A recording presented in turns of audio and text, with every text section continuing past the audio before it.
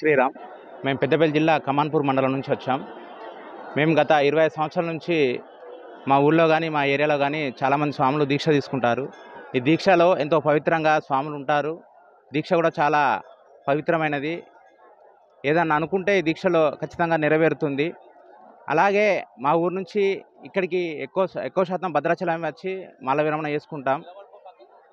ఆ భద్రాద్రి రామయ్య దర్శనానికి విచ్చేస్తున్న భక్తులందరూ చాలా బాగుండాలని, అందరూ మంచిగా ఉండాలని, అలాగే మాల ఆంజనేయ స్వామి మాల చాలామంది ధరించి దీంట్లో ఉన్న గొప్పతనం తెలుసుకోవాలని, మన హిందూ మతాన్ని కాపాడాలని కోరుకుంటున్నాం.